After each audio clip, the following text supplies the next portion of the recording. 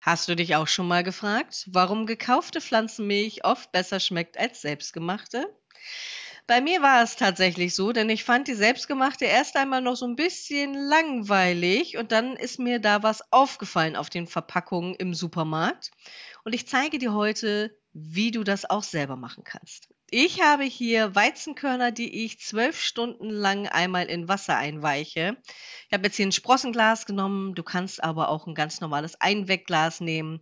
Dann schüttle ich das Ganze und wenn ich schon dabei bin, habe ich auch hier gleich ein paar Mungosprossen gemacht.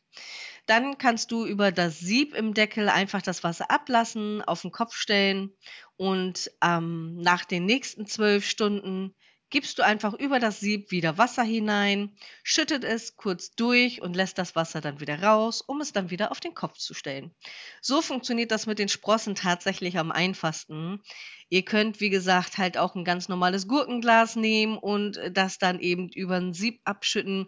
Ich finde es einfach schöner mit diesen Sprossengläsern und genieße das tatsächlich sehr.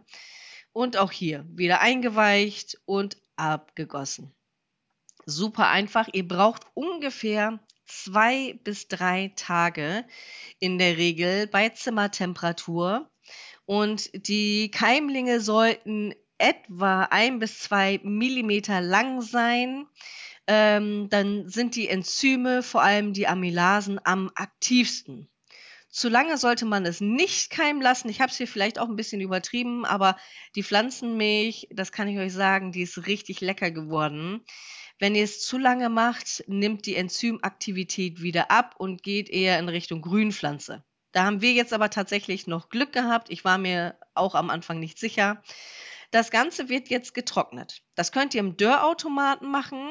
Ich habe ja hier meinen Mini-Backofen. Ich habe jetzt hier einfach so 'ne Backfolie genommen, gebe das dann hier drauf, so.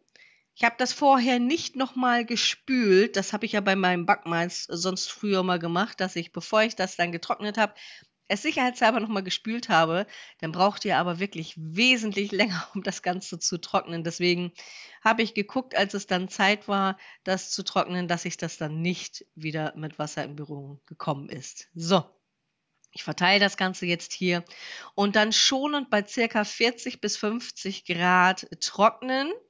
Wenn es dann soweit ist, male ich das Ganze hier in meiner Gewürzmühle. Das ganze Equipment, was ich jetzt benutze und was ich gut befinde, findet ihr auch wie immer unten in der Beschreibung, wenn ihr auf mehr klickt. So, das Aufregendste haben wir jetzt schon hinter uns. Wir haben Backmalz hergestellt und dann habe ich jetzt hier Haferflocken genommen in 2 Gläsern und gebe jeweils so einen guten Teelöffel von meinem Backmalz dort hinein und füge jetzt Wasser hinzu.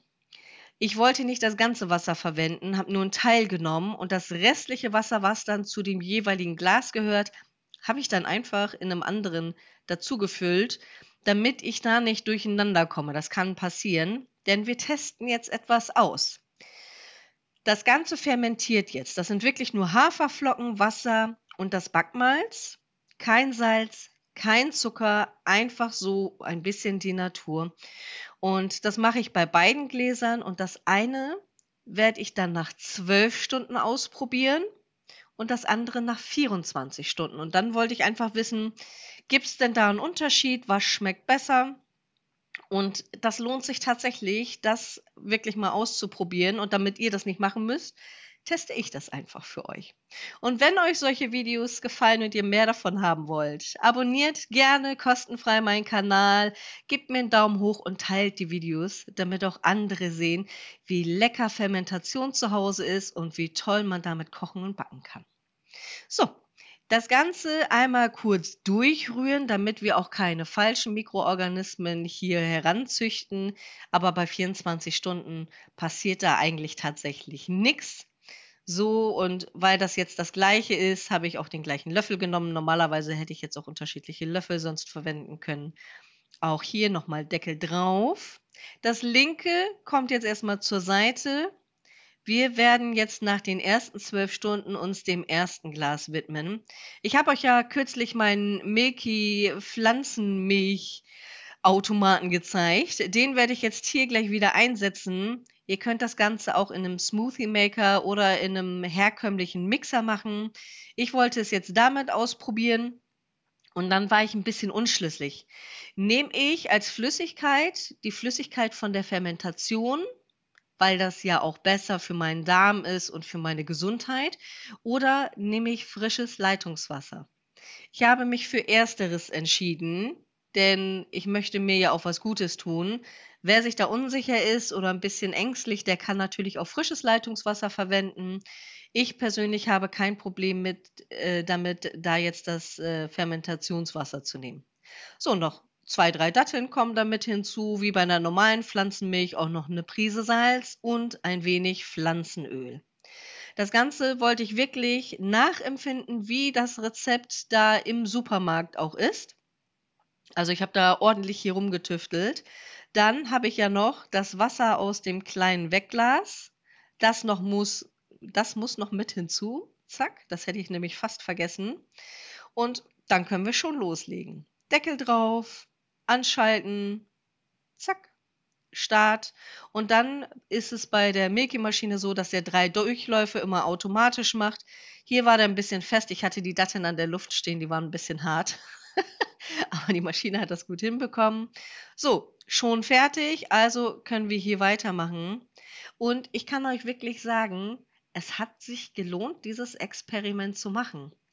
Meistens ist es so, wenn ich Pflanzenmilch hergestellt habe, habe ich die eigentlich nur zum Backen verwendet, anstelle von Kuhmilch, weil ich einmal keine Kuhmilch da hatte und ich wollte dringend ein Video für euch drehen, also habe ich eben schnell Haferflockenmilch gemacht.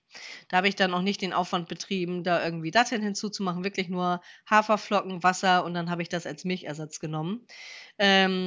Ich bin aber gerade bei mir ein bisschen aus gesundheitlichen Gründen am Umstellen. Ich muss so ein bisschen auf Milchprodukte verzichten und, deswegen muss ich natürlich eine Alternative finden und ich will einfach auch nicht immer die Milch im Supermarkt kaufen und deswegen teste ich das einmal aus. Also, hier das Ganze umfüllen.